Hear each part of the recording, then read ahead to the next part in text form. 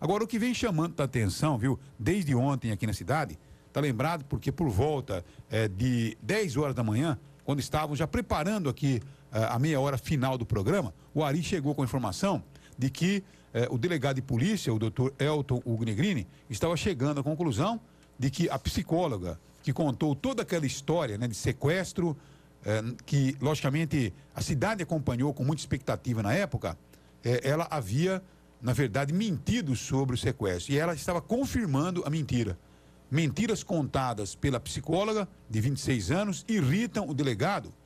Para ele, ela forjou o sequestro e acabou comunicando um falso crime. Eu trabalho com a Nancy, com o Luiz e com o Fernando, para a gente poder, rapidinho, né, contar aí a situação que já está, como se diz, explícita no nosso portal desde ontem, no meio da tarde. Nancy, o que estaria realmente registrado nessa situação? A psicóloga Sara Coelho, de 29 anos, foi enquadrada pelo delegado Elton Hugo Negrini por falsa comunicação de crime. Ela teria inventado a história de um sequestro que começou em Araraquara e terminou em Ribeirão Preto.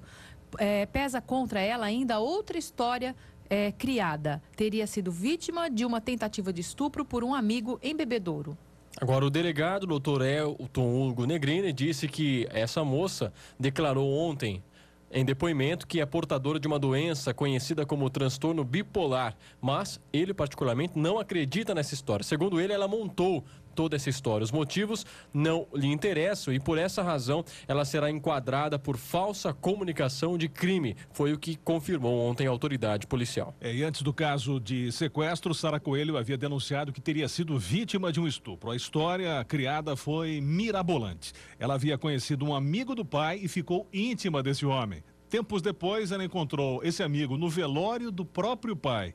Esse amigo se esforçou em consolá-la e, durante esse falso ato de solidariedade, teria praticado contra ela a tentativa de violência sexual. Quer dizer, pelo menos foi essa história, né, que ela revelou nessa tentativa de violência sexual contra ela. Tá certo ou não? Que conheceu através do próprio pai esse amigo e depois, quando o pai faleceu, ela voltou a encontrar um amigo no velório, tá certo? Esse amigo, ao consolá-la, tá certo, acabou aí tentando praticar uma tentativa de violência sexual. E depois, então, ontem, ela acabou desmentindo tudo na frente do delegado Dr. Elton Hugo Negrini. Agora, diz que o problema dele é um transtorno bipolar, né? Agora, o delegado não acredita nessa hipótese, né? Olha, eu vejo ela uma moça muito saudável, muito bonita, sabe, não tem nenhum tipo de comportamento que você diz, olha, essa moça tem realmente alguma coisa. Agora, a gente pergunta, né, onde será que a mocinha que chegar? Tentamos até conversar com ela, né? Tá certo? Porque de repente tem alguns objetivos mais à frente, talvez até mesmo, né, de atingir alguém que possa, tá certo, ser atingido com esse tipo de ação. E é tudo muito estranho, né? Porque quando aconteceu o sequestro, vocês estão lembrados, nós focamos o assunto, porque o carro dessa moça foi encontrado na frente da casa do marido, na época era conhecido como seu marido, tá certo ou não? O carro todo aberto, a chave no contato, e ela saiu de casa, segundo o próprio marido, para ir até uma panificadora próxima. Então, quer dizer, ela nem sequer entrou no carro, ela foi apanhada pelos sequestradores na porta de sua casa. E a história era muito convincente, né, Fernando? Tá certo, né? Então, quer dizer, os sequestradores pegaram, e isso está acontecendo muito, o sequestro relâmpago, né? Pega o sujeito, leva para uma outra cidade e tal, e obriga essa pessoa a ir num banco e tirar aí o dinheiro que é possível tirar, tá certo? Então, era muito convincente. E, de repente, ela telefonou de madrugada, lá de Ribeirão Preto, dizendo que havia sido libertada pelos bandidos na avenida, na Fiuza, né? Como é que chama? João Fiuza, né? Então, uma avenida conhecida lá em Ribeirão Preto. Então, a história era bastante sólida. E, de repente, ontem cai a casa, dizendo que nada disso aconteceu. Agora eu pergunto, será que a própria morte do pai teria confundido a menina? Teria causado algum impacto na moça? Pode ser.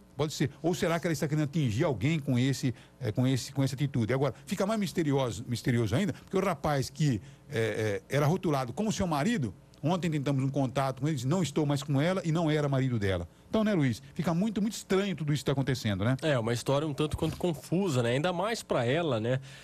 Que é psicóloga, né? É evidente que um psicólogo não está imune a nenhum tipo de transtorno ou problemas, né, psíquicos, mas pelo menos já diagnostica imediatamente, já se considera portador dessa ou daquela síndrome, né? Nós estamos dando uma breve pesquisada aqui sobre o que seria o transtorno bipolar. É quando a pessoa realmente oscila, né? Os chamados altos e baixos, com fases de de imensa alegria e outros de profunda depressão, tristeza, né? A mentira não entra nessa história, pelo menos na descrição inicial da doença. Então, o fato de mentir, sustentar uma história, criar uma história, não entra muito nessa questão do transtorno bipolar a princípio. Tá aí, portanto. Agora, é claro que se houver o diagnóstico de uma doença e esses fatores, essa mentira ter sido criada em função da doença, nós estaremos aqui para comentar o fato, trazer os detalhes para evitar, logicamente, que a moça sofra os prejuízos de uma mácula. Quer dizer, cometeu isso porque estava doente. Agora, se não for assim,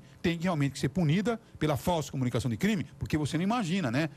Na época, tirou Polícia Civil, tirou Polícia Militar, todo um movimento para tentar, logicamente, protegê-la. De repente, ela brincou com tudo isso? Quer dizer, brincou com a nossa estrutura, né? Queira ou não, isso é uma falsa comunicação de crime e essa falsa comunicação de crime é crime. Então, portanto, a gente vai acompanhar o desdobramento desse caso. Tentamos até falar com a moça ontem, né, Luiz? Ela não quis falar, disse que não ia falar a respeito do assunto. Ela né? disse que não ia comentar o caso, disse isso na porta da delegacia. Depois a nossa equipe entrou em contato por telefone com a própria psicóloga e ela disse exatamente isso, econômica nas palavras, de que não comentaria, não falaria sobre o assunto.